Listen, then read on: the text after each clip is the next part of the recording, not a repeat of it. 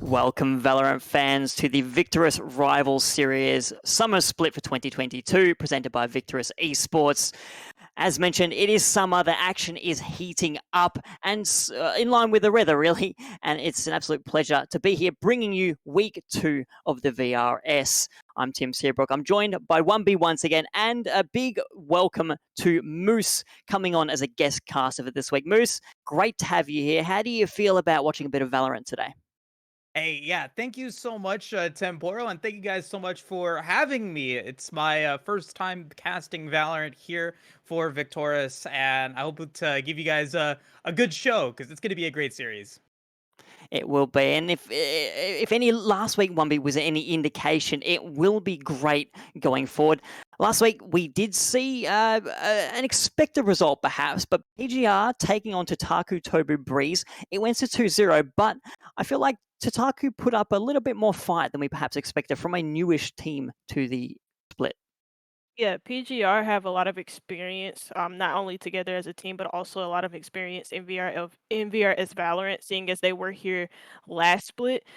It was most definitely it wasn't like a surprising result as in a win. It was surprising in the way that both teams played. TTK just coming out full swinging, full force, and there were a lot of rounds that I did not expect to go their way. But PGR pulled through, and that's what you want from a returning team that's looking to get revenge from last split. They made the playoffs last split, and now they're looking to make it again. But also they're eyeing that grand final, and they're eyeing to be the winners of that grand final as well. So it'll be very exciting to see how the seasons progress with PGR, but also with TTK because again they gave me a lot of surprising moments that I was very proud for how they played. So let's see.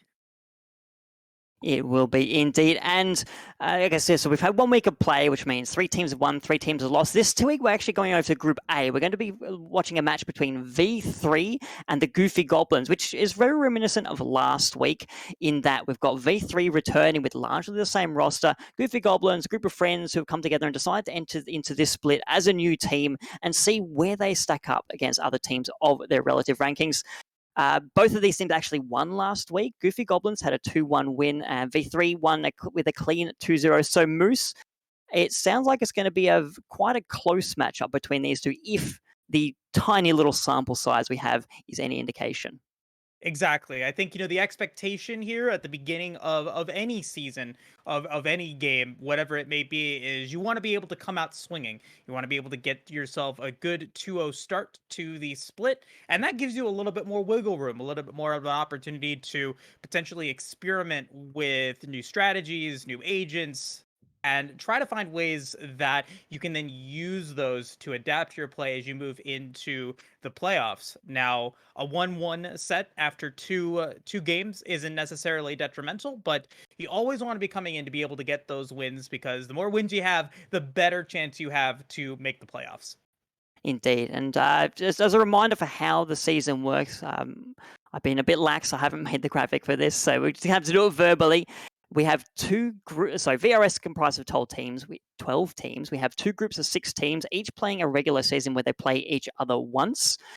At the end of the regular season, so that's 5 weeks, the top 4 teams from each group will be combined into an 8-team single elimination bracket where they will face off over the corresponding next 3 weeks, quarterfinal, semifinals, grand final, to decide who is going to be the VRS champion at the end of the season. And the winning team, I believe, takes home about $500 in prize. Well, the second place team gets a little bit of cash as well, but it doesn't come with the same prestige as that top place team.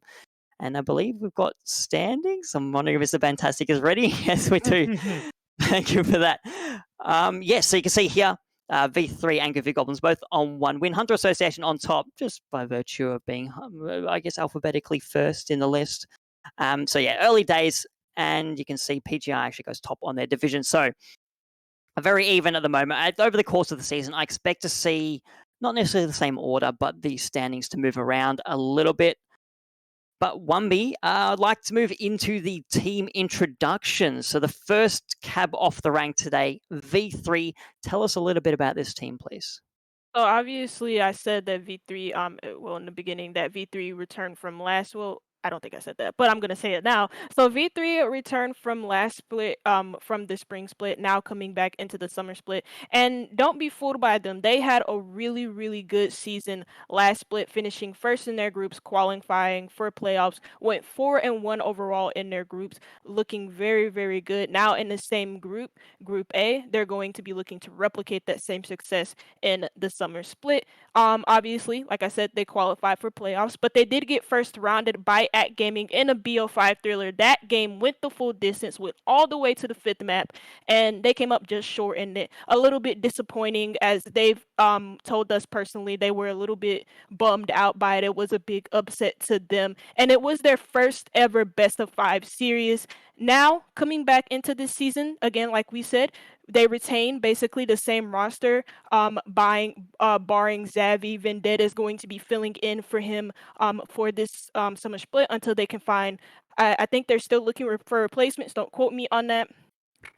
Sorry, as I have to clear my throat, but but Xavi's not gonna be participating in this split because of personal reasons, and so they have a replacement for the summer split.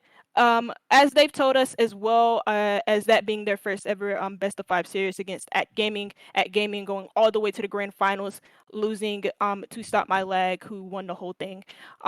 They come back with a little bit of a vengeance. They come back with a little bit of a chip on their shoulder. They're going to be looking to replicate their same success, going first in their group, but they also want to go all the way to the finals and win the whole damn thing. So, a team with a chip on their shoulder, a lot to look forward to. A lot of good players on that team, specifically Sloth. She's a really, really good player, and I'm looking forward to seeing how they end the season off. Indeed, as am I. But they've got to first get through the Goofy Goblins, yet another team that's already proven they're going to be a strong contender in this Group A. Moose, a team that comes in relatively new, so we haven't seen them in a VRS tournament yet, but as a group, they've played together for a bit now, and they're out to prove that they can contend with other teams of their level. So what does that mean for a team that is so it's currently unproven? Like, what kind of motivation does that give them? I think it's a double-edged sword, right? Because new players and new teams in a competitive environment, like yes, you could be playing together, but when there's potentially money on the line, or the stats do matter and the win or loss does matter in your standings, it is a little bit of a different feel, right? Comparatively to just a regular ranked match. So it's a double-edged sword because sometimes you're able to use that to your advantage by going in for unconventional plays that maybe don't have the best success rate, but because they're unconventional, because normally you don't see them come in by well-established teams, they sometimes are able to work, and you might be able to get the round win or maybe even a match win going for those unconventional strategies. But on the other end of that coin, you are still very new. You don't necessarily maybe have the top tier communication or the mental game that is required for you to go the distance in a series and in the tournament in general. So what I'm really looking here from the Goofy Goblins is, one, have fun. Enjoy the time, enjoy the opportunity, because it is always great to be able to get into some competitive action, but learn from the experience, be able to continue to develop and play to your strengths. I mean, a lot of these players, I'm looking at their stats or in their ranked, because we don't really have a lot of stats for them. The sample size, like you said, is rather low, but they're very consistent players. They've come into Act 3. They all have over 30 games, over 40 games played in Act 3. Like, they've got a ton of experience so far. They're utilizing a lot of different plays, and some of them have already actually taken some experience with the new agent as well. So being able to move in and try to be able to get some sort of experience is going to be really, really fun, and I'm excited to see what they're going to bring to the table. Indeed, and thank you for bringing it up. Fade, the new Turkish agent who's been introduced to the Valorant roster, is available to play starting this week. And while we haven't necessarily seen much competition play, professional play, what is a structure play is the word I'm looking for. I haven't seen much structure play with her yet. The general feeling is that she will be quite strong. She may be able to even supplant a little bit of that Sova primarily, but the other initiators as well. So I fully expect we might see it come out, especially if I think we go to map 3 and one team's looking for a little bit of an edge. They might throw in a bit of a surprise there, but we will have to see. Speaking of maps, though, we do have our map picks and bans set. So we have had, I believe, V3 picks first. So we've had some bans: Ascent, Bind, Fracture, and Split all gone.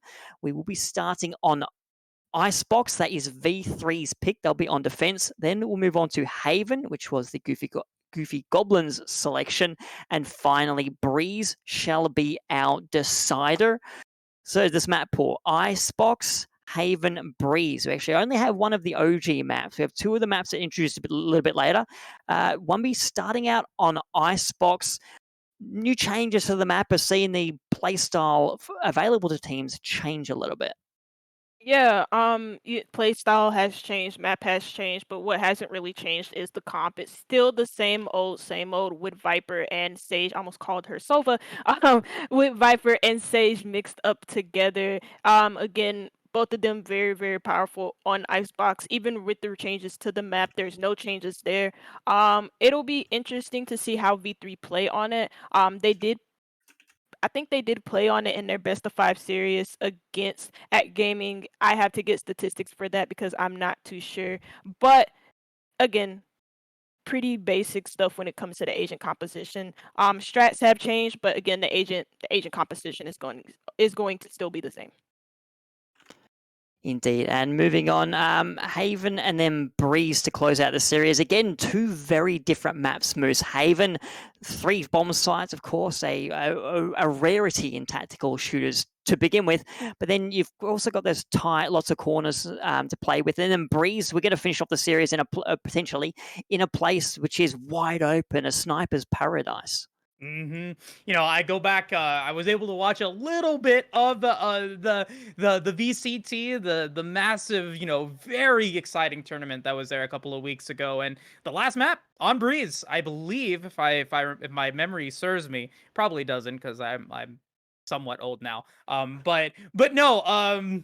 It's definitely interesting to see, not only, like you said, the 3-point play from Haven. It's a map that a lot of players should have experience with, and so you're able to use that to your advantage, go for these dynamic strategies. Even newer teams should be able to use that effectively, and I'm curious to see how both of these teams are going to go into Haven if, and when we do eventually get there, because there are so many different strategies that you can go through and so many different innovations, because the map has been around for so long, you can really get a feel for the long-term identity of a team. Do they want to mix it up and go for a B-side start or a B-side start? Like that might not be something that conventionally is done. Or do you play a little bit more safe? Do you go for, maybe a rotate from A to C, or do you, try to go all in? Like, you can really get a feel for the way that a team is going to coordinate together and how they're going to be played out, because there are so many options that you're able to get on a map like that. Speaking of maps, we're about to get into things, but first we'd like to do a very big shout out to East High Esports, our 3,000th follower. So thank you very much. You can follow all the Victoris social channels. There should be a link below the stream. There's a beacon link which takes you to all our socials, so you can go there, pick your poison. Maybe you're a very social person, you're on everything: Instagram, Twitter, Twitch, YouTube. You can subscribe, follow us everywhere you could possibly want. Plenty of Valorant and League of Legends action for your viewing pleasure. But with that done, we are ready to go to Agent Select. Icebox is the first map up. Moose and Wumby, take it away. Oh, not quite yet. Okay, we're not going there yet. So we're going to have a little bit more chatter. So Icebox, I guess, 1B, so you've already spoken. We're going to see very similar compositions. Do you think, given Sova is so prevalent here on Icebox, do you think one of these teams is going to have the confidence to perhaps pick a Fade over a Sova, or in addition to a Sova here? All right, we're going to Agent Select. Okay. Well, I'll answer your question in Agents of Select. How about that? We won't shun you too much, Temporal. But to answer that question, I really don't think that neither one of these teams are going to be willing to test out the Fate just quite yet. She is an unknown entity as of now since she is so fresh and since she is so new.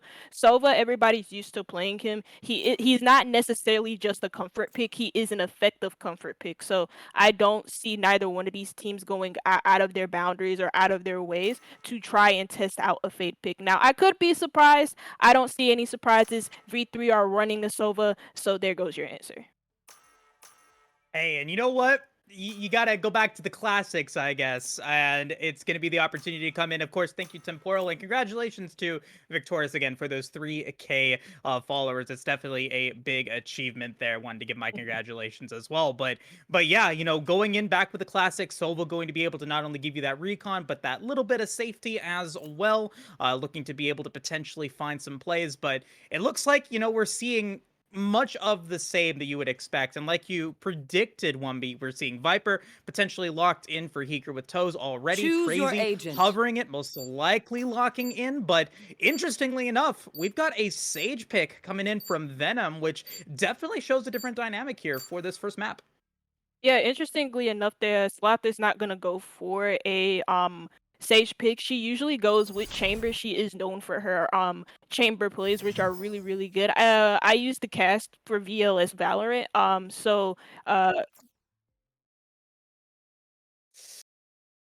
Oh, somebody didn't. Okay, never mind. We are gonna head straight back into the match. I'm not sure if it is gonna switch back to our cameras with Temporal right below us, but okay. Uh-oh, never mind. We're gonna get straight back into the match. So agent selected is. Yeah, agent selected is probably like now we have an idea of what's going on with our champions, or with our agents. Pardon me, but league. I can't get that league mentality out of my mind. We are playing Valorant today, but I think we've already gotten a preview of what we're going to be seeing here. Looks like it was just a PC issue. It wasn't like a player griefing or anything like that. Sometimes you don't load in, and you got to be able to reset. And shout out to the teams for recognizing that and getting back in as quickly as possible. But like you said, we're going to be seeing the Vipers come through. The Sage is still available. We're not seeing the Sage come in for V3 yet, so I think they're committed to not running it, which gives it a little bit more offensive power. We got the Jet actually coming in for Smitty here, along with the Omen, and that tells me very offensive strategy here coming into map 1.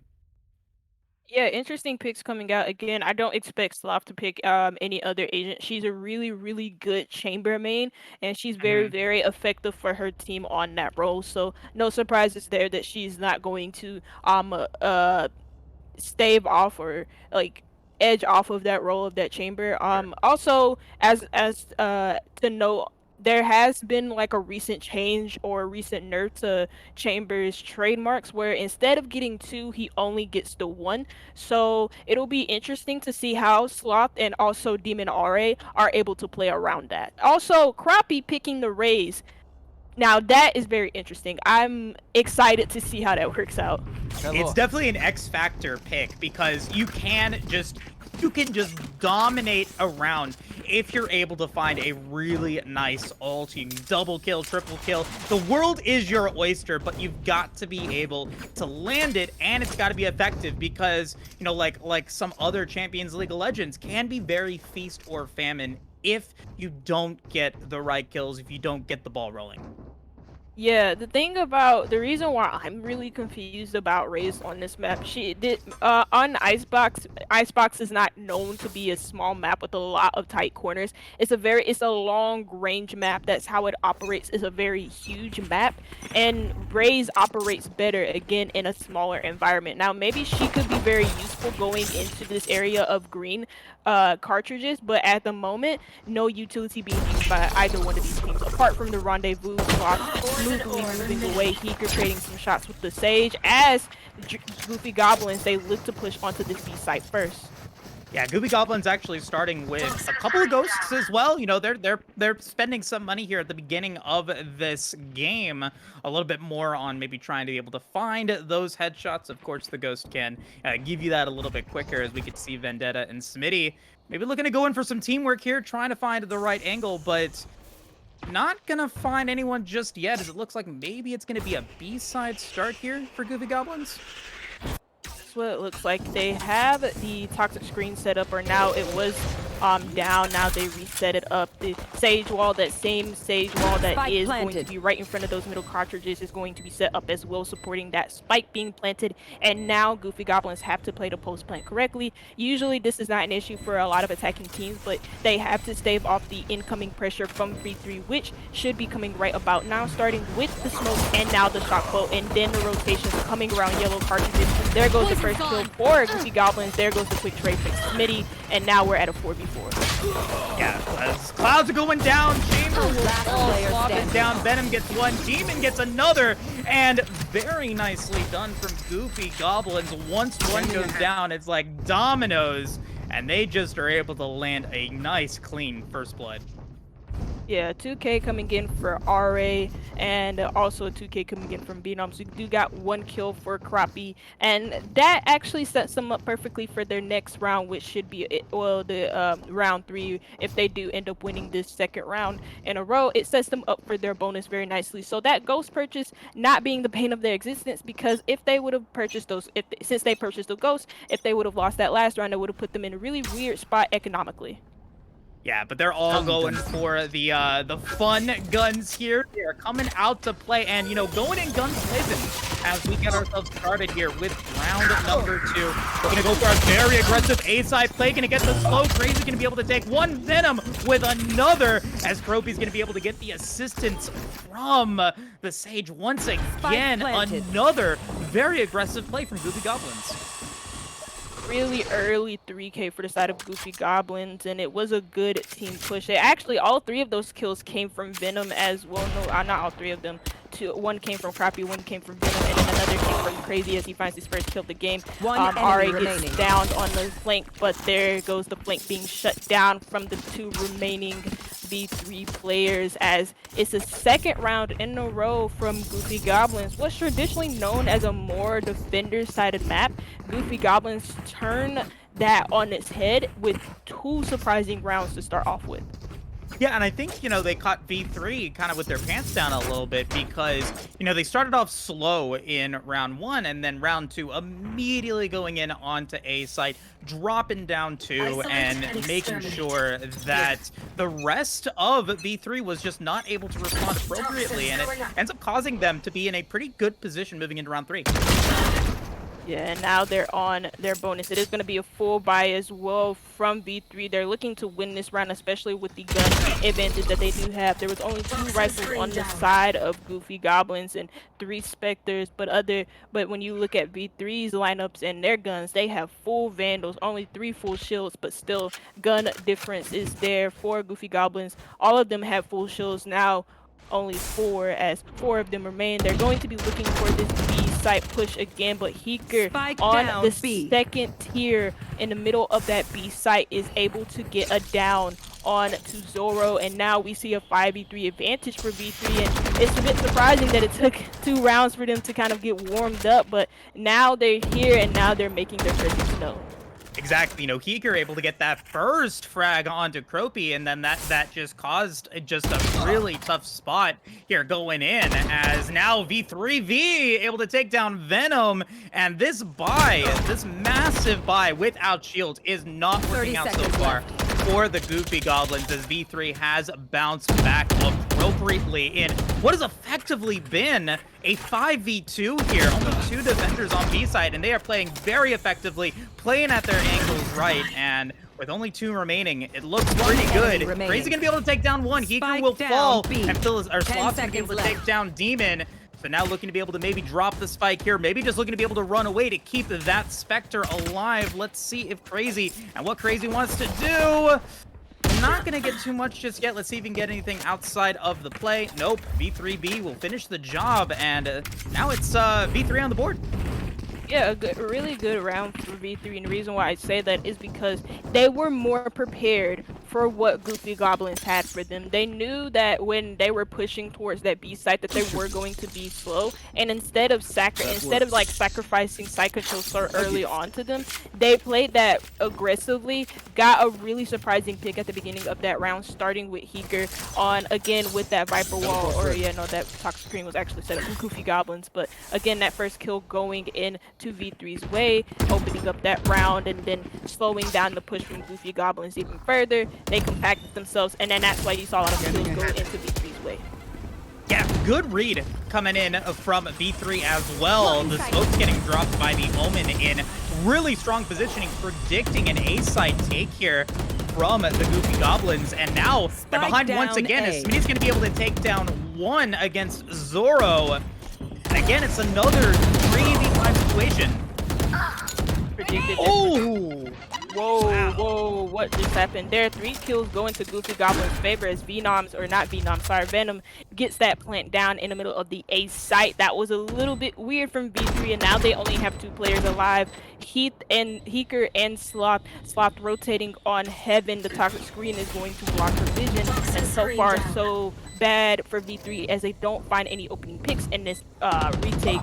There goes the opening pick, this time going into Sloth, as I say that, and then there goes the immediate trade. And so that puts Sloth in a 1v2 situation, and they know exactly where she's at, because that communication from Goofy Goblins is there, but not the shots for Croppy as he falls. Now a 1v1, a Sloth on 70 HP, fading out crazy. The rendezvous coming in, and now it's a bit too late, so she rotates out of there, and so does Crazy, but not quick enough as a 3rd round is claimed for Goofy Goblins. Yeah, Croppy, a lot of heroics there in round 4. I mean, really saving that round for the entirety of the Goofy Goblins. V3 was looking really good, and that's that X factor that the Rays can provide. Dropping the damage, dropping the power, and able to give them that 3rd win. But it was definitely a Pyrrhic victory. No one surviving on the side of Goofy Goblins, so they have to rebuy their weapons. They don't get the massive econ advantage that win might have provided. And now moving into round 5, it feels somewhat even here. Spike down B. Oh, the first pick goes into V3's favor, quickly traded off is Sloth, and that is your chambers off the board, so no more rendezvousing and no more really holding any long angles unless, oh, they actually do have a marker on the board, so they can hold these long angles. Smitty dashes just out of there through the toxic screen that was set up for Goofy Goblins, who takes a little bit of K damage, regains their health, and now the spike is planted because they force these players out of this B site for V2 now as Smitty is taken out eventually. Again, the spike is planted, and now we see a flank coming in from the middle, but not successful whatsoever from V3. Yeah, great plays coming in again, and now 4 ults ready for Goofy Goblins here for this next round. Do you think this is the round that they use them, or do they kind of space them out a little bit in order to keep this run going? For Goofy Goblins or V3? For Goofy Goblins. For Goofy Goblins, I don't know.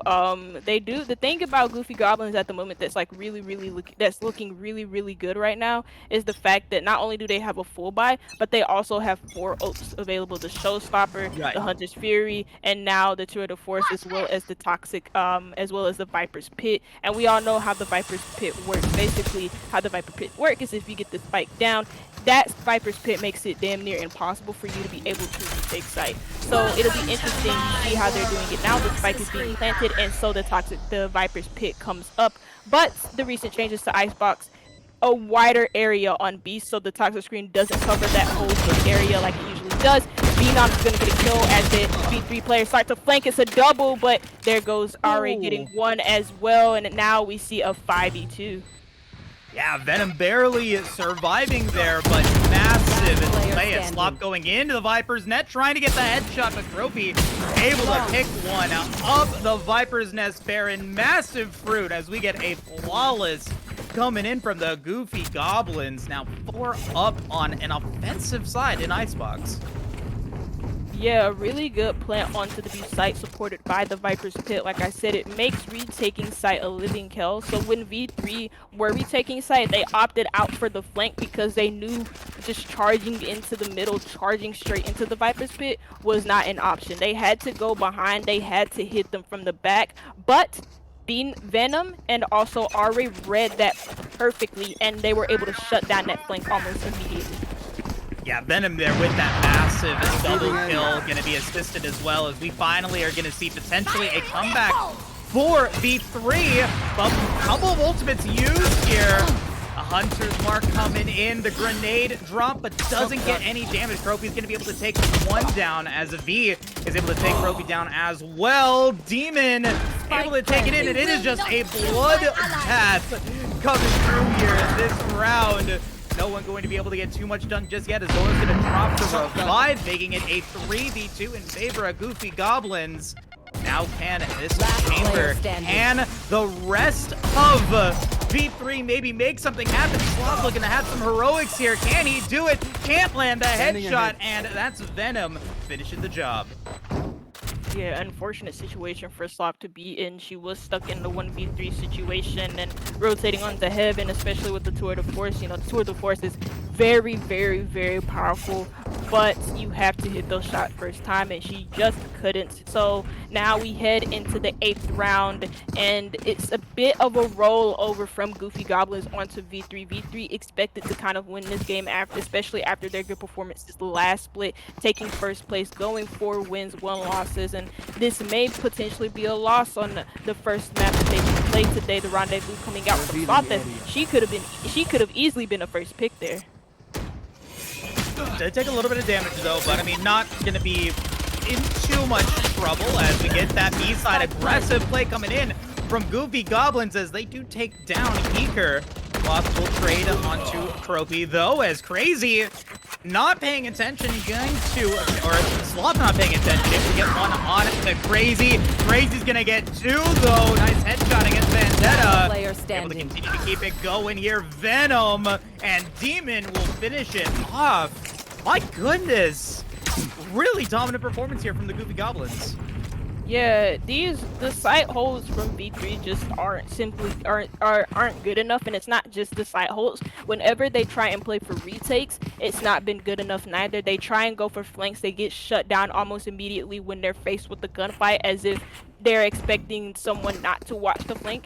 It's a bit weird at the moment to watch the scoreline be like this, and to also watch them defend like this on Icebox, since Icebox was one of their played maps last season. This is a bit odd to me to watch them play like this, but it's Goofy Goblins capitalizing on that, and not like this, not in this round though. Sloth getting the first pick, as it is an early 5v4. She's able to get something going here for V3, and they need any kills and any power that they can get. Eager with another defensive play, able to take down Venom in a 4v3. Crazy able to take one against Sloth. Zoro gonna take one against Heeker. So it is a trade once again, 3v3 at the moment. Ult was up, but now gone. Coming in for V3, Venom. Going to try to do something here. Demon getting a nice angle against Vendetta, though. Out of that ultimate, Demon's going to be able to pick up that frag. Making it a 3v2 situation for the time being. Nice play with the recon bolt from V. She's going to be able to take down Demon before Crazy takes it down as well, making it a 2v1. Smitty, last player standing for V3. Trying to take it, and he does get one against Smitty. And they get the other one, trying to drop. The smite has been dropped. Oh my goodness. But are they going to be able to actually get the smite defused? Oh yeah, probably. Yes, they will. Okay, there's a little animation I get confused by all the time, where it makes like a little explosive animation, but they got it down just in time. A good 1v2 clutch from Smitty the Jet, and a little bit of a throw from the side of Goofy Goblins. You know, taking the ones against Smitty, and you don't really take your ones against the Jet main. When one player is swinging onto them, then the other player usually swings. So you play for that immediate trade, but they didn't, and that's exactly how they lost that round. Despite getting the plant down, despite playing the post plant like they did, and despite slimming that down to a 1v2, just again a little bit of a throw from their side. But look, they're 7 rounds up compared to V3's 2. It's just a round back for V3 at the moment. They can maybe start the reset here. Oh, Gropey taking out Sloth in that corner as we do get a B-side push. Another one of those aggressive plays coming in from Goofy Goblin here. Spike has been planted. V can be able to take down Gropey though, but it is going to still be that 4v4 for the time being. The spike has been planted. Yes, a little bit. Also, a little bit thing to know for V3 is that this is a little bit of a janky buy from them. Three Vandals for Fellow, Eager, and Smitty. Eager now being down, and also authority V3B and Vendetta on a Bulldog as V3 is just hitting the shots with the Guardian. Smitty now in the 1v2 situation, can't clutch it out. Try to go for the defuse behind her own smoke or behind his own smoke, and is not successful. And now we see an 8th round on the board for Goofy Goblins. The thing about this and the thing about that round in particular is that V3 might go for a full save here, and it looks like they are full classics on the board, or actually a Marshall. They're confusing me. They are confusing me because they keep selling their guns, they keep selling their shields because they're confused about what to do for this round, because that round screwed them over financially. But for Goofy Goblins, it didn't screw them over. It actually set them up for future rounds.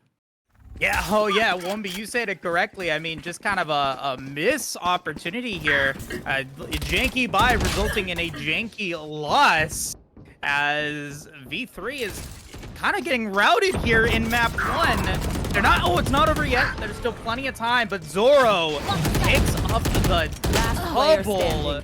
And that's just massive triple for Zoro.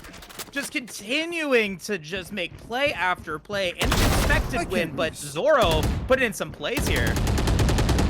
Yeah, Philosophical is able to Sloth able to slim it down to a 1v3 situation, but the rotate is going to happen from Goofy Goblins onto the A site. For Sloth, it is important that she isolate these 1v1s, but whether or not Goofy Goblins are going to give her those 1v1s like they gave them to Smitty last time in that 1v2 is up to them. But here goes one 1v1. Can Sloth clutch it? There you go. She gets it, but is down to 11 HP, and if she is shot by any of these other assault rifles, any of these other Vandals, she could be easily one shot, one kill at this point. She doesn't have any heals.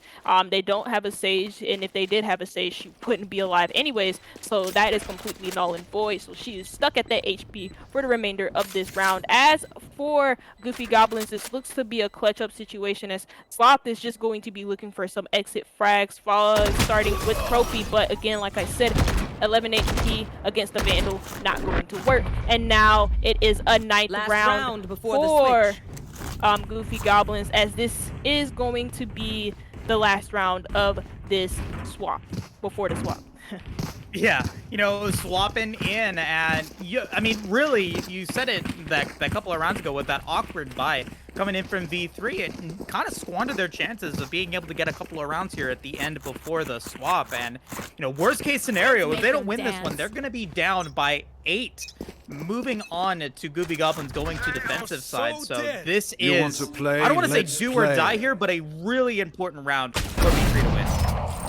3 ults ready as well for V3. There goes one, the Tour de Force, grabbing the opening kill onto Crappie. The Tour de Force operating as basically another operator, as it is going to be a full 5 from V3. They want to win this round. Sloth rendezvousing gone out of there just in time as she got swung on from Venoms, and now we have the spike being planted on to this A site. All ults going to be used, all hands on deck for both of these teams, because it is a must-win round for V3, but also another round on the board if Goofy Goblins are able to click again, like you said, being 8 rounds up. Phenom grabbing one Sloppy grabbing one, but Phenom grabbing a third. It's a 3K on the round for the Sova. Can grab a fourth, a 4K, a quad kill. Zoro ending off that round as well, as we see a 10th round on the board for Goofy Goblins. They extend their lead to 8, and for V3, the question is going to be, well, what the hell do they do? Because they're 8 rounds down. This is going to be the first round of the swap of the half in this map.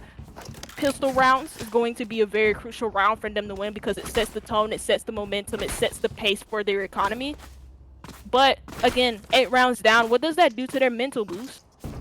Oh man, you know, when you're behind like this, when you're behind by 8,000 gold in League of Legends, behind by 8 rounds in Valorant, it's gonna take some heroics. You have to go for those low percentage plays and hope that they work.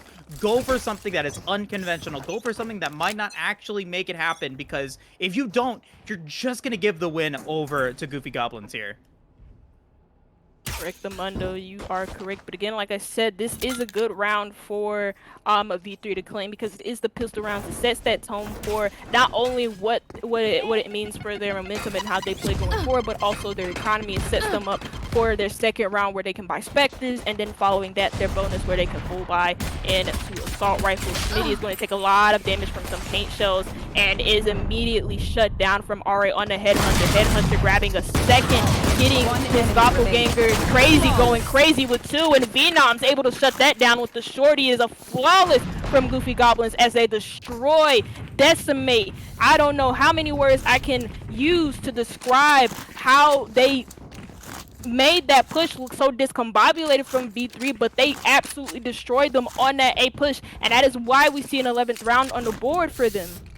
I mean, you're gonna have to call the wambulance here, because that was just a triple whammy situation for V3. They didn't have the communication that I think that they needed. Raze dropping massive damage onto Smitty at the very beginning before anyone was really even seen, and then Venom, oh my word, just continuing to find plays coming through. Demon Ari as well. Just what a phenomenal performance coming in from this Goofy Goblin squad, setting the tone for this match and setting the tone for the offensive plays that they've got. Venom starting up with one against V. Demon's going to take another one against Smitty. It's not going to be a flawless, as Vendetta Heeker are going to be able to take down 3 there. Very nicely done from Vendetta, getting that double kill, salvaging this round and maybe their chances of a comeback, as Vendetta's going to drop the spike. They've got the opportunity to be able to get a B-side plant, which they indeed do, but it is just one Goofy Goblin defender. Kroby's going to take 1, but it's Vendetta with the triple frag. Triple kill on a round from Vendetta on the Stinger, nonetheless. Not a gun that you would expect any player to frag out with, as the full buy is going to come in for V3, but an insane one nonetheless. You can tell that at first they looked like that would have been another Goofy Goblins round. Phenom and RA open up the kill feed, but then V3 fight back from a 5v3, make it a 3v1. You saw a couple of kills go in favor of Vendetta, that 3K ending off that round with the 3K. Also Heeker getting into the action himself, and now we see a 3rd round on the board for V3, but still a mountain to climb.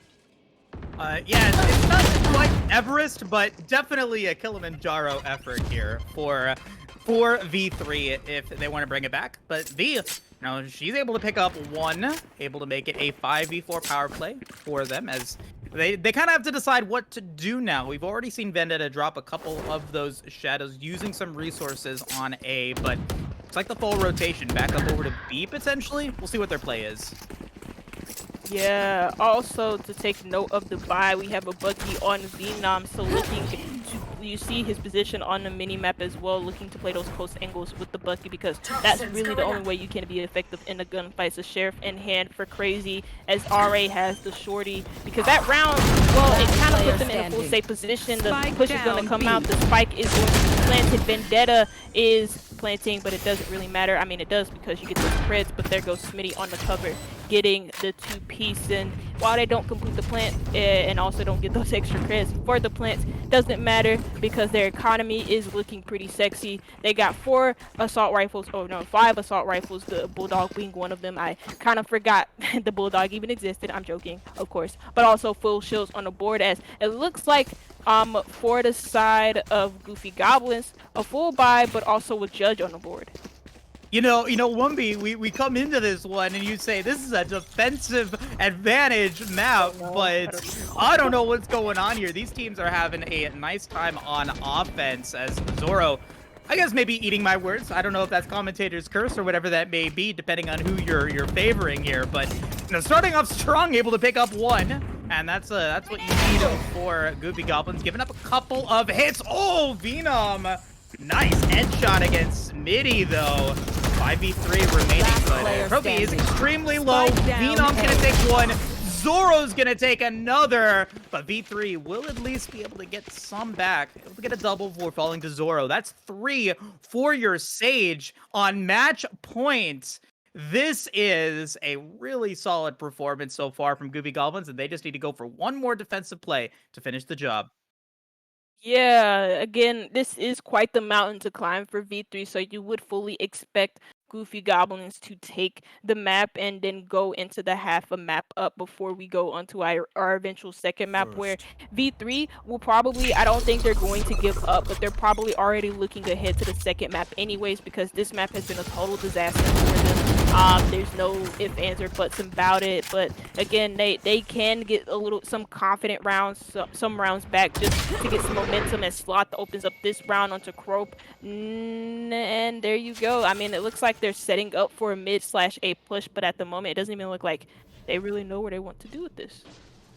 You gotta play carefully. And sometimes playing carefully doesn't work. Oh, okay.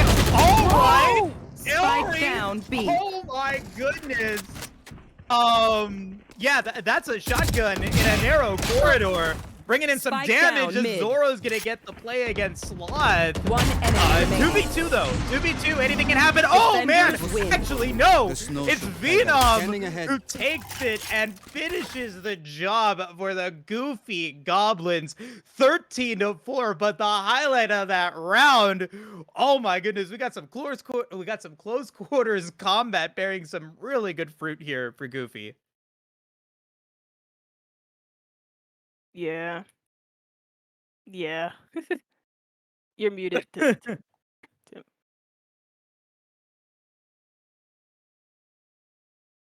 I was on mute that whole time. Great performance of Goofy Goblins. 1B, that was V3's map. How on earth did they get the job done on pretty much where V3 thought this is our safest option? Well, I feel like it is going to go back to the Zabby not being able to play this split.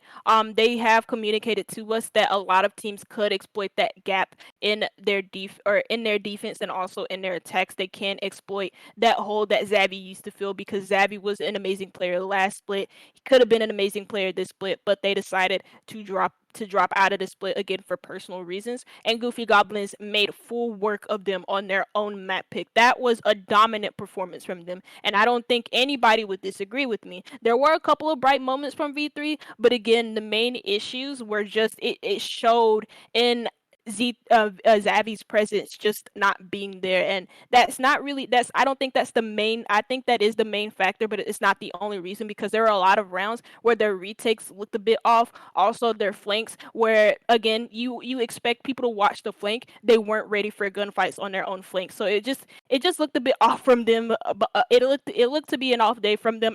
I'm expecting a bit better on the second map, which I believe is Haven. So maybe we'll see a better performance from them. But again, that was a dominant performance from Goofy Goblins. I am surprised that it was as dominant as that. I didn't think it would be. I didn't think it would be that close. I thought V3 could have handled them a little bit better. I thought they were going to win that comfortably, but a surprise for me because I predicted V3 to win. And they had the V3, especially at the start of the defense, they showed they knew what they were doing. See them consistently pushing out in mid, taking the space. I know even back to that first pistol round, while Goofy Goblins was hanging around that B main lobby, just playing it slow, trying to fake a rotate. V3 was aware because they had one or two players already pushed up through mid, watching the attackers spawn. It just, for me, Moose, it came down to the gun battles. It seems the V3 just couldn't win anything. Goofy Goblins, they were getting up there in the face and they were hitting their shots every single time. Yeah, there were a couple of moments there where it really felt like, I mean, Cropy, for example, Cropy, I think, playing a phenomenally consistent game, but you look at the just overall performance from Goofy Goblins, and it definitely shows that they have come into play and they've taken a lot of time to be able to practice together. They know their strategy and they've used that effectively. Kind of going into some of the stats here, Venom 21-7 is a really strong set score, really strong set. A 3.1 KDA, I believe, is it 21-7-2. Regardless, being able to be that leader, that frag leader on the team, massive advantages are going to come from that. But then you look at the other end of that. You look at, I think, maybe V3 still trying to get their groove together with a new member in Vendetta. Didn't have a explosive performance, right? Playing that Omen, going defense first, not really being able to have the full effect, and not really having the most effective utilization of the kit in this first map. I'm hoping as we move into map 2 that Vendetta's going to have some time to shine. We're going to be able to maybe see an offensive play from them, and they'll be able to potentially bounce back. Indeed, but I have some time to think about it. We're going to go to a quick break. When we come back, V3 will see if they can stay in this match on Haven.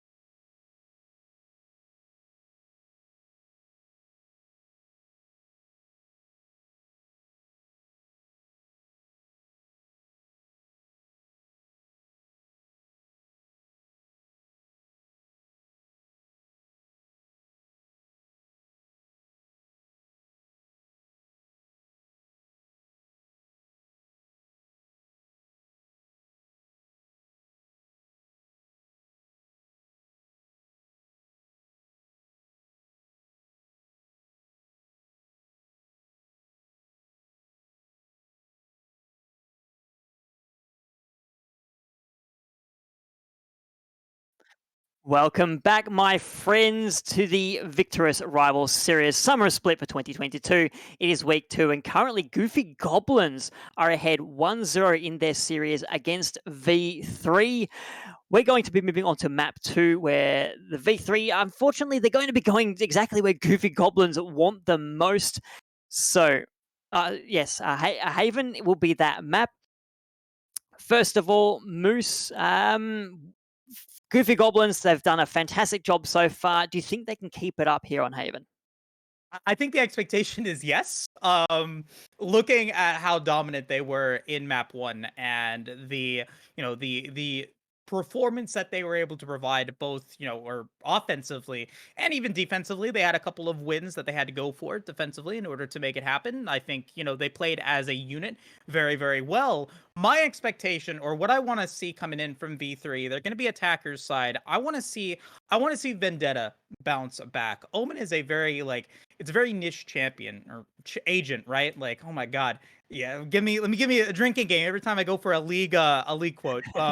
But no, Vendetta playing Omen, a very niche agent. The expectation there is that you're going to have a lot of experience with it, and maybe you're not able to have that same level of coordination with your team if you haven't played with them. I don't know how much Vendetta has played with Vendetta. I'll clarify. Sorry, Vendetta is the coach of the team who sometimes subs in. Gotcha. So I mean, he knows what's going on, and I wanted to see him pop off. I want to see him bounce back then. Indeed. It'll be great to see. I don't want this to be another 2-0. 2-0 is good for the team that wins, but for us here on broadcast, we want all 3 maps, preferably going to overtime. A nice long night of Valorant action. But 1B, Moose has mentioned a little bit, what do V3 need to do to make sure they can stay in this map on Haven? Because I feel like on Icebox, they knew what they were doing. They just couldn't pull it off. Do you think it was just a case of first map nerves and we'll see them able to stick their strats this time? Or do you think the gunplay from Goofy Goblins is just too strong for them to overcome? I think it was most definitely the latter. The gun fights that they took were, we said it before we went to a break. The gunfights were straight in their face, and that they weren't prepared for it. Again, I'm gonna requote what I said.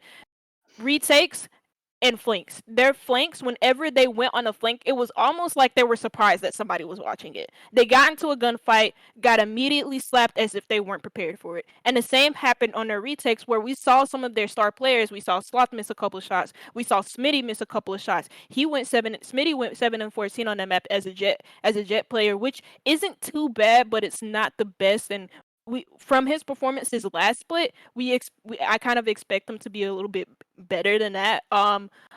Again, we'll get to see. Sorry to cut you off. We'll get to see. Agent Select has begun. Take it away.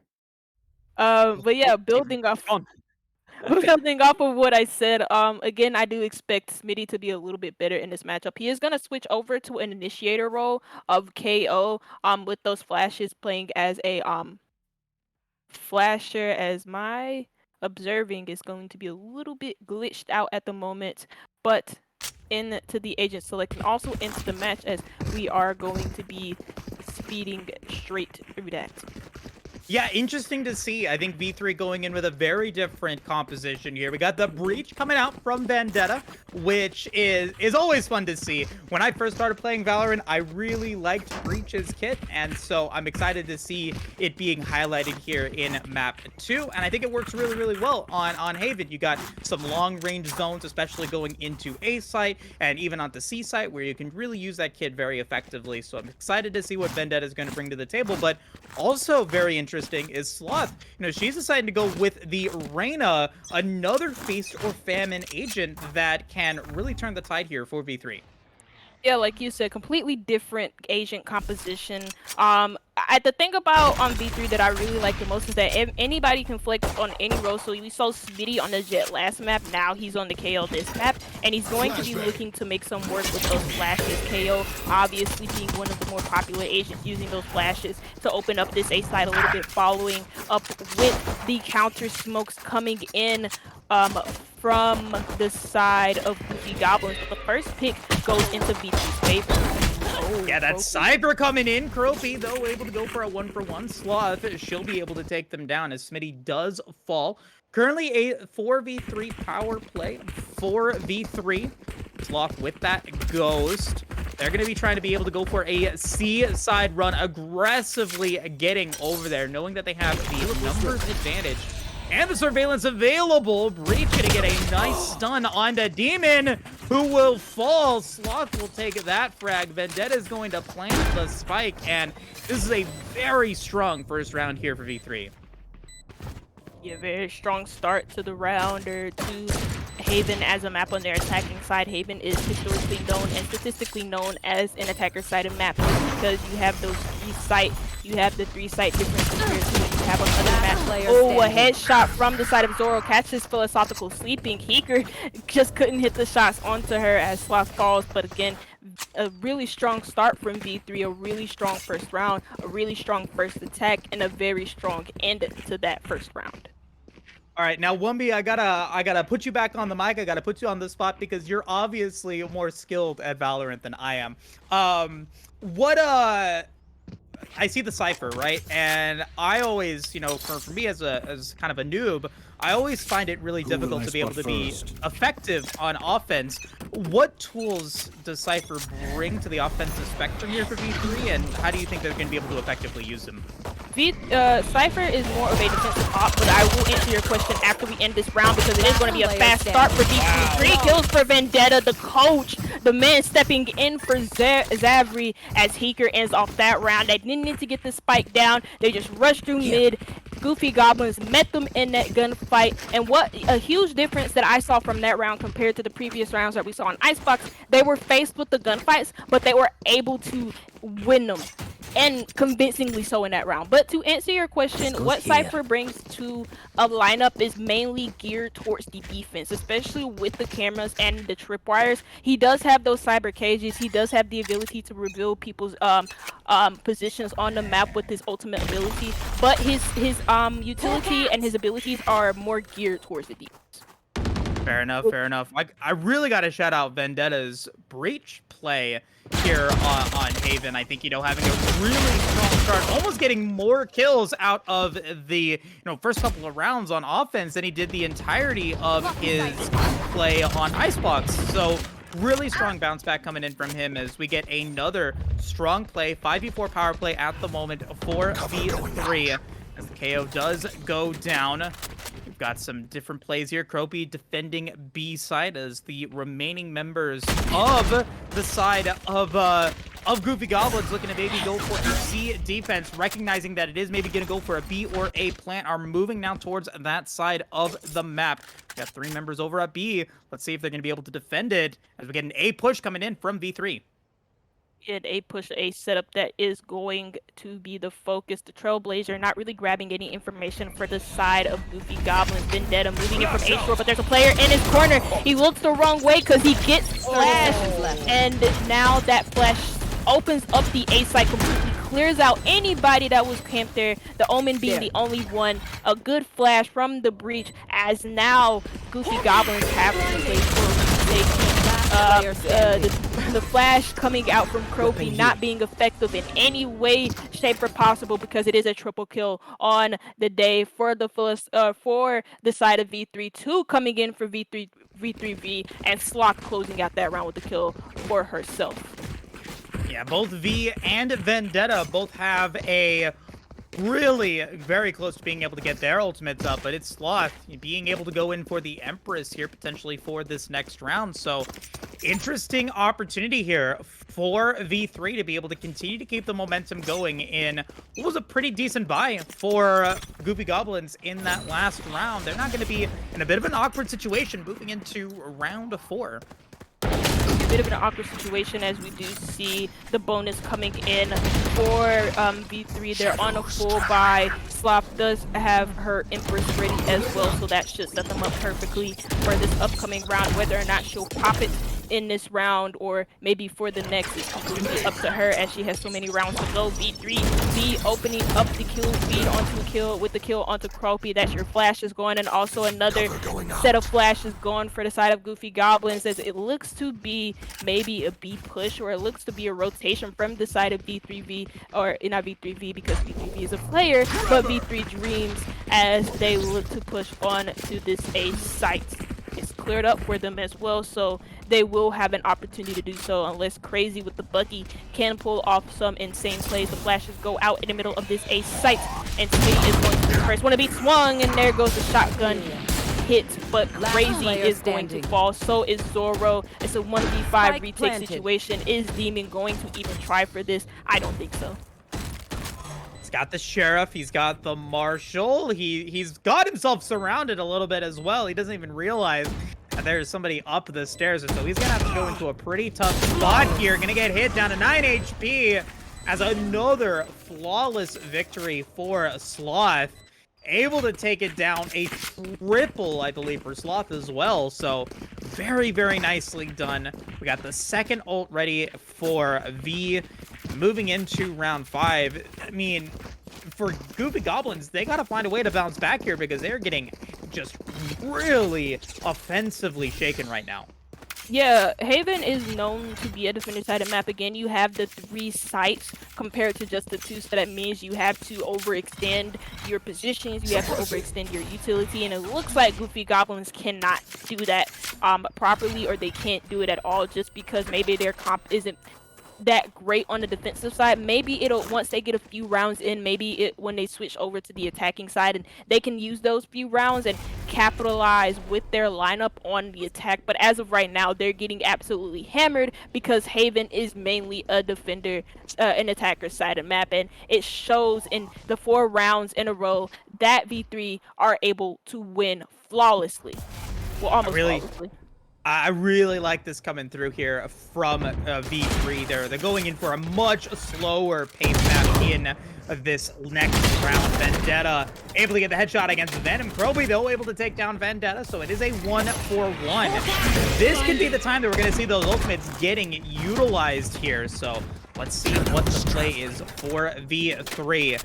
Rest of Goofy Goblins, though, they are trying to be able to bounce back. We have 1 ultimate ready for Kroby, but is down to about half HP, so we're gonna have to play carefully here, but it does look like the play has indeed begun. Smitty on that KO is gonna take down Kroby. They are moving in through the garage into C site. Are they gonna be able to get it? The chamber is at the ready. Zoro's gonna be able to get 1 thanks to the Jet. Gonna end up going for 1 as Sloth's gonna take that frag. With 2 remaining, Sloth's gonna try to drop the spike, and sure does to keep this round going. Yeah, now it's retake. There goes 1, now making this into V2. RA able to flank right back into sight. Rendezvous out of there originally is able to go undetected, and he gets a 3K. It's a 3K on the round for RA. It was a 2v3, but he made that look like a 1v3 as he solo pushed directly into the C site. As I forget my words, that round completely befuddled me because that is a round that V3 should not have lost. They were too close together in the middle of the C site, and nobody was watching that flank from C Link at all. Wow, you know, what a strong bounce back there, and that's what we love about Valorant, right? Like, the ability to be able to, you know, anything can happen, any player at any moment can pop off, and that's going to be Demon Ari being able to take it and get themselves their first round win in a pivotal part of the series. I really want to point out Sloth, you know, this is the 3rd round in a row where they've had ult ready, yet to use it, though. We'll be able to take down Zoro with the knives out. Will fall once again before being able to drop that ultimate. Yeah, not being able to use the ultimate. I think this is she's held on to it for a couple of rounds and she's not able to use the ultimate in this round. She does get the opening kill, but immediately traded out, as you just said, Moose. And now the attack or the rotate is actually going to come in event. I think the focus for V3 was originally the A site anyway. They just kept Sloth there in C long just to watch out for any rotates or even get a freebie or two. And unfortunately, she got one, but she couldn't get the second. Crazy and a really high up position in the A site, going to send out the, not the paranoia, but now the paranoia and the smokes are being set up as well, as it is going to be a first kill for Crazy. A nice headshot on the Beaker, traded out by Vendetta, as we see ourselves at a 2v2.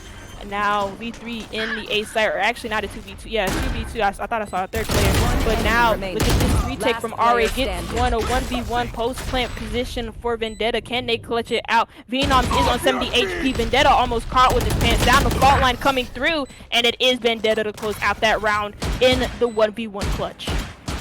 Wow, quadra play coming in for Vendetta. Had to drop everything and the kitchen sink to make it happen. And, you know, that's what you got to do sometimes. You got to be able to take that risk, drop the ult in the 1v1 and able to finish the job. Because, I mean, 2 in a row for Goofy Goblins would bring them right back into this game.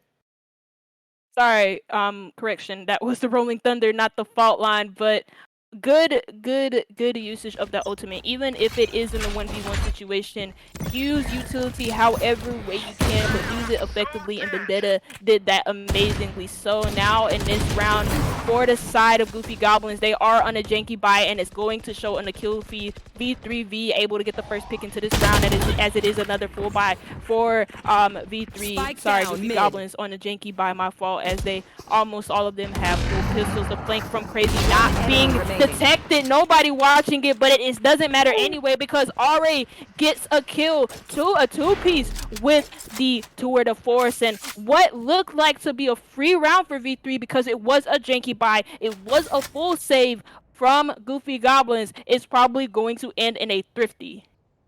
Yeah, you're gonna have to really explain this one to me, because Sloth, you know, has the spike and is at A, looking to see if there's anyone around here, so gonna be able to drop it. But, you know, once again, not dropping the ult, not dropping it here, and gonna see if they can maybe go for some heroics. Ari not in the right, or not looking straight ahead. We'll see if Sloth is able to maybe pick up one at B, but no. 30 not seconds checking, left. not going to go around that pillar there on B side. Maybe going to go back for an A drop, and that looks to be the strategy here for Sloth. And so we'll be able to drop it. Now, do they decide to go for the Empress? I don't know, but yeah, they are. They're going to go for it. That's what I want to see. Finally going to go for it. Able to get one nice headshot coming through for Sloth. They can still finish the job. They can still make it happen. Yeah, most definitely can. The Empress being really powerful, although it doesn't really do anything in terms of damage. It does boost your health up. It does boost the, I think, the amount of damage as well. She gets another the dismiss coming through. A beautiful usage of the dismiss, and it is a 1v3 clutch from Sloth. Oh my lord, the Empress coming in clutch, but also the dismiss being absolutely vital in her clutching out that round. An amazing 3-piece from Sloth, an amazing usage of utility. And you know, you were kind of getting onto her about her not using her Empress, but she popped it at the perfect time, and that's all that matters, because it ends with a round win for V3. Hey, I will gladly eat my words, because I like seeing good plays, and we got to see that happen there, as Sloth saving that one. 13-3 on this Reyna. Definitely feasting as we move into round 7. Yeah, a bit of an unfortunate round, as this round starts off the way that it has been starting off for the last few.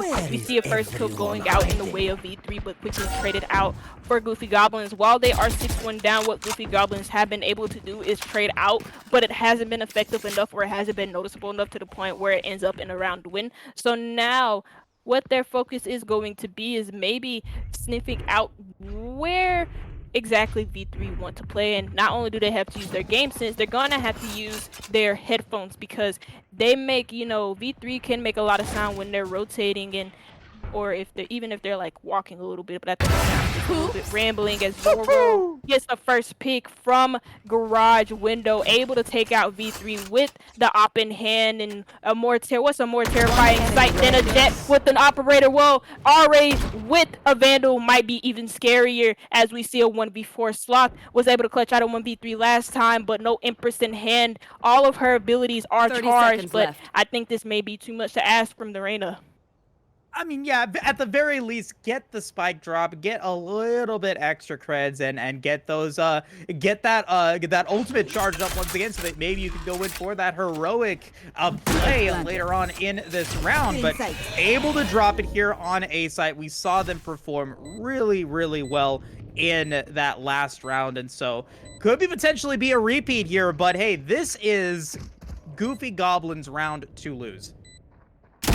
Definitely. Oh, there you go. Fox finding one, and that could be the Kickstarter for many, but Goofy Goblins are looking to play this as a team. They're not going to take the 1v1s individually. The spike has gone down, as you've said, and Crazy is going to get on the defuse. Can they defuse it? Yes, they can. Sloth does get that kill into RA. It looked a bit bright from there, but the Overwatch from Zoro, or I think it was, no, Zoro, was just too good, and that is how Goofy Goblins get that round. As we head into the 9th round, you know, V3 still have a handy lead, 4 rounds up, 6-2, and I mean, where do they go from here, Moose? Like, where actually, the better question is, where do Goofy Goblins go from here?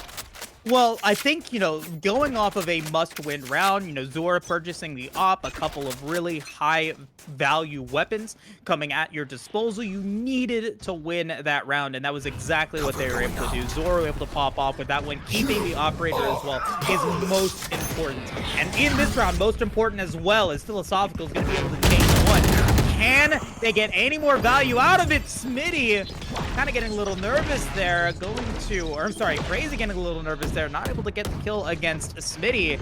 And now it's going to be up to this operator for Zoro to potentially find some heroic plays. Let's see if they're going to be able to make it happen. And we got a lot of plays coming through. Sloth's going to be able to take one against Venom. Croppy, though, going up against Smitty, able to take that one down. So it's up to this operator from Zoro to potentially go for those heroics and maybe make a play happen themselves. Yikes. Definitely still possible as they get the headshot, or the play against the op, not the headshot, but still being able to get that kill.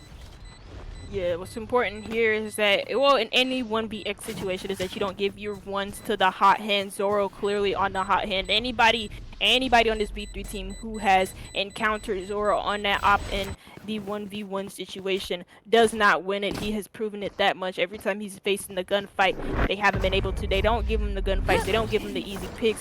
The Heeker does die as well to the spike, but and they do lose that weapon. But again, for V3, they're able to full buy this round. For the side of Goofy Goblins, you do see a rifle, you do see some full shields, but I think as of now, none of them, they're going to be discussing how and what weapons to buy, and it looks to be 3 classics, 3 full shields, or yeah, no, I think it is going to be a full buy. My mistake. Or no, 2 classics. So I'm confusing myself, and I'm probably also confusing you, but that is okay, because we are going to head into this round. And again, a 7-2 lead for the side of V3. I mean, my eyes are really on Zoro with that operator to find some heroic plays and to keep that massive weapon in hand. Heeker did have to bounce back, or did have to buy again, but, you know, it is going to be an opportunity for them to drop that ultimate here in this round. With only, you know, 2 remaining after this one, this is going to be an opportunity for them to potentially pop off, but it's going to be Empress. It's going to be available here for Sloth once again, and we'll have to see what their strategy is for these remaining rounds on offense. Let's see what Croppy's going to be able to find out, what information they can have available. They're going to get hit from the shadows to start it off, though. They got to be careful. They're going to move in a 2v1, and Croppy's just going to die. Sloth's going to be able to take one against Venom. She is on a rampage right now, and once again, it's up to Zoro and the rest of Goofy Goblins to potentially find a play with that operator. We got Crazy again with a big weapon, looking to be able to maybe make something happen at B side. The defense is there and is on the move potentially. But 30 can seconds the left. rest of V3 get the spike drop that they want? Looks like it is going to be an A play, and maybe there was some information dropped out because we see the rest of Goofy Goblins recognizing that it is going to be an ace drop. Zoro! Oh my goodness! That's the play that we needed. Zoro able to get the headshot, looking to be able to go for another one. Can they do it though? And they do it. That was an insane shot from Zoro. I'm probably gonna have to relook at that. I looked away at the last second, and then I hear you yell, and I was like, that has to be that good of a shot from Musio. Smitty is able to get one, so this retake is probably gonna be a little bit weaker to end it off. I think the Sloth and also Vendetta both in hell. Zoro getting another operator. Just stop 1v1 this man with the operator, and it doesn't look like they're going to challenge it any further. Now the spike is no longer savable for the side of Goofy Goblins, and V3, they're just going to hit the hell out of there. They're going to let it explode, and nobody dies as of yet. So Zoro's still keeping that operator, and also Crazy still keeping the Phantom. But for V3, what is the most important part of that round is that V3 won it. They head into the 11th round, and they're able to full buy. I don't think I can say the same for Goofy Goblins as for Crope. They do only have a sheriff on the board. There is going to be 3 other rifles, and also again the operator that Zoro was able to keep, and full shields for either one of these teams. But Crope doesn't have enough money to buy a shield, to buy a full shield, but also buy a rifle. So they might be a little bit empty-handed when it comes to those gunfights, especially for the side of Koro. It already opens up this round onto Sloth. Yeah, Sloth falling, has the Empress available for round 12, so going to have to use that there in that last round, so we'll see what he decides to go for it. But it is still very, very close to potentially being that 9-3 situation for V3's favor if it is going to be one play coming in from Goofy Goblins here in this round 11. They got the power play ready. They've got an ultimate ready for Cropey as well. So this could be the round that they are able to win to maybe get V3 off of their, off of their momentum that they've had this attacker round and move in to their offensive play in a decent position, being able to win 4 rounds. If they're able to win round 11 and 12, like that'd be a crazy good play, I think, for Goofy Goblins to end the round with those 2 defenses. But I really gotta shout out Zoro, being able to hold on to that operator for multiple rounds, playing effectively with it. Oh, okay, there we go. We're off to the races.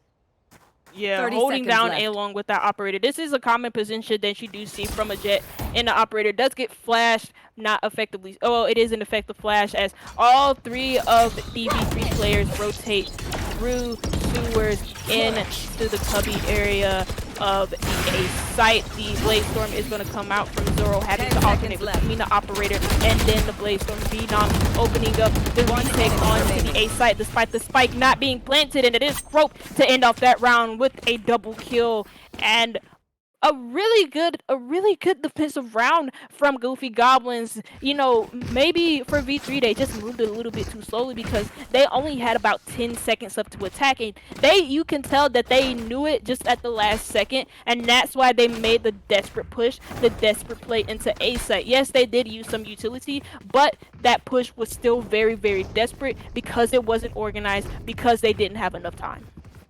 Yeah, Demonari on that chamber with the Phantom, able to win the 1v1 against Sloth. I think he's really deciding round 11 there, but it is not over yet. One last round before the swap, and I want to see what both of these squads are going to do to potentially get one final round win.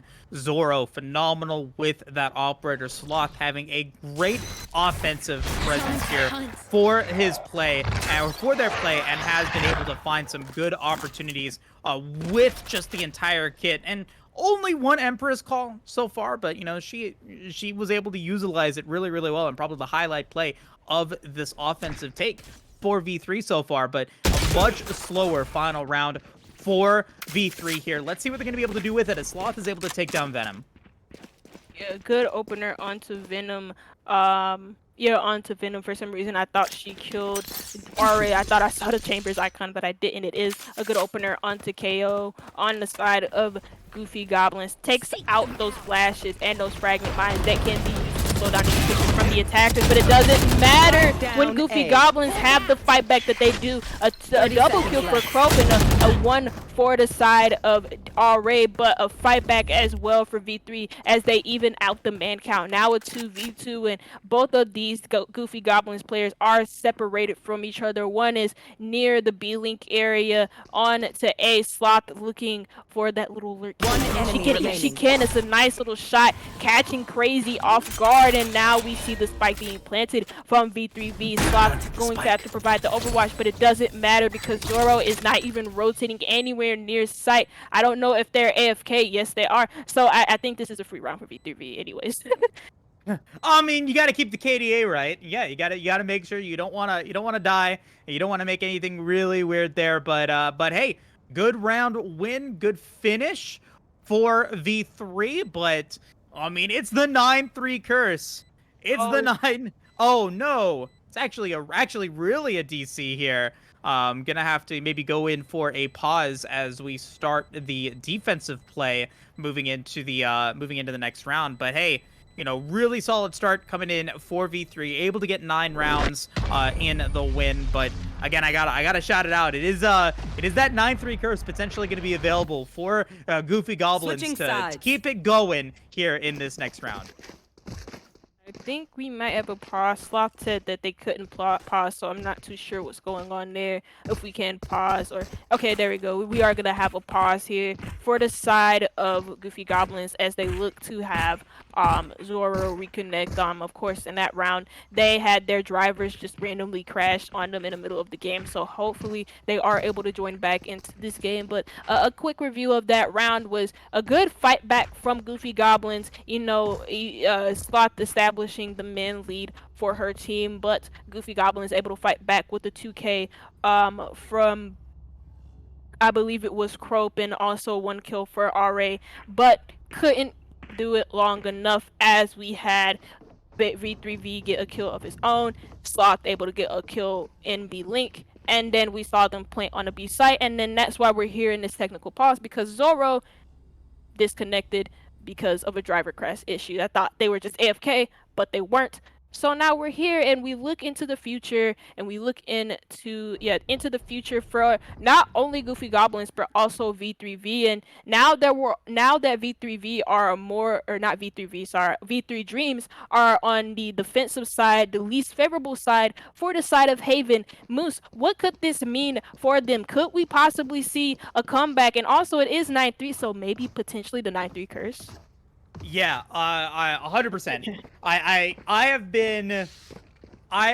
been treated to the 9-3 curse a couple of times casting Valorant before. I didn't believe it. The first time that I had it on, it was on Icebox. There was like no way that the defender now going on offense is going to be able to take the win, going to be able to do it. And what do you know? They end up winning it 13-3. And so, or 13-9, pardon me. They end up winning it 13-9. So I'm not a true believer, but if Goofy Goblins can do it now, I will have to be a true believer after this. I agree with you there. They are on the more favorable side of attack, like I said, with V3 Dreams being on the defensive side, now the least favorable side. But, you know, like I said, the Cypher is geared more towards the defense. So we're going to see the Cypher be more effective for V3, because I felt like the Cypher wasn't really all that effective on their attack as I expected, because I said he's more geared towards the defense. Now that they're on the defense, we're going to see his potential. I hope we're going to see his potential unleashed on the defensive side, because again, you need all the defensive help that you can get on Haven. There is no question, no ifs, ands, or buts about it, and his utility is more geared towards that. For Goofy Goblins, the positive side is that they have they have a more balanced they have a more attacker-sided composition, especially with the chambers and the jet being used in tandem with one another. So it'll be interesting to see how they do in their attacks. Maybe they could reverse sweep V3, but that is too far in the future, and we have to get right back into this round, and we still have to wait for Zoro to connect. The jet is looking beautiful as ever, as well as the chambers. As you can tell, jet and chambers are my favorite agents, so I'm excited. Yeah, no, absolutely. Hopefully going to be coming back soon. We will get an ETA on the restart for you guys to give you an idea of how long it is going to take. We want to be able to make sure that the players are able to come in with with their full squad available. You don't want to be in a 4v5. That's no fun. I've had to go for 4v5s before. It's definitely not an enjoyable experience. It's not fun going into a fight knowing that your backs are against the wall, but hopefully Zoro is going to be able to come back. I'm hearing that it is more of a little bit more of a complication than normal. It's potentially a driver crash. Hopefully it isn't too crazy though, because that would not be good for the side of not good the side for Goofy Goblins to be able to lose one of their star players, I would say, in this series so far. Zoro has played expertly well, especially with that operator at the end of the last round or at the end of the offensive phase. And if they're able to continue to keep it going, I would love to see it. But we got to make sure that they're able to come back, right? Right, correct. Sorry, I have a really itchy throat today, so it's been hard for Ooh. me to speak for long periods of time, but I am toughing it out. It is okay for now, as we are still waiting. I don't know if we got an ETA. I was not looking at the chat, but It's unknown. it's unknown. That makes a lot of sense. Driver crashes do happen plenty of times, and it doesn't know it. Some people don't know when that type of stuff will work again or what the fixes may be, but it happens, and it does happen. But as we do figure out the ETA for you guys, we will come back with news once we have it. We are going to send it into a short break just so you don't hear us waffle on about nonsense. But yeah, again, we are going to set it on to a break, so we will see you guys in a bit.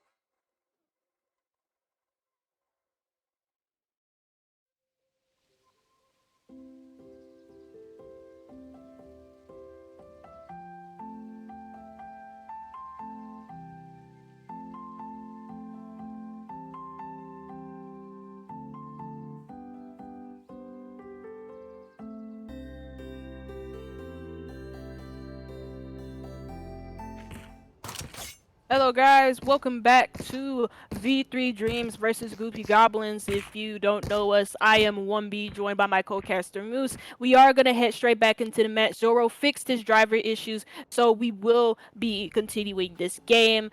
And we are going to head straight into the first round of the switch, where we have the pistol round of all rounds. And for Moose, what could Goofy Goblins do here as they head straight into the C site? They do have a little bit of a comeback to mount off.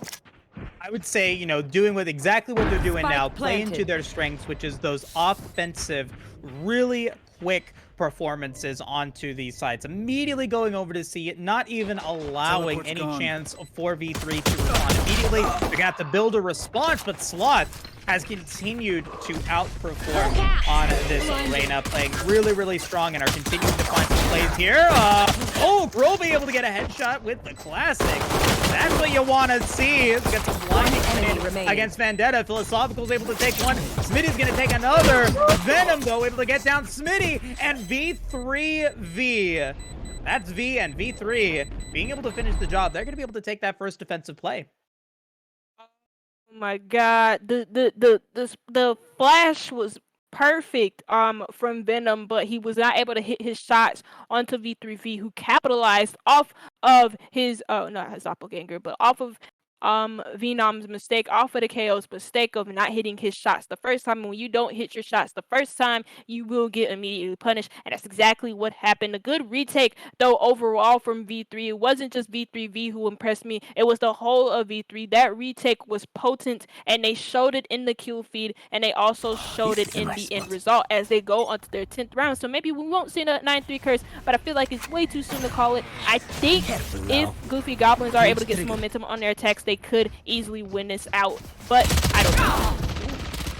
Oh man, V able to take one against Zoro, two against Venom. Gonna fall to crazy, but hey, really nice double kill coming in from V. Gonna start things off strong for V3, but now it's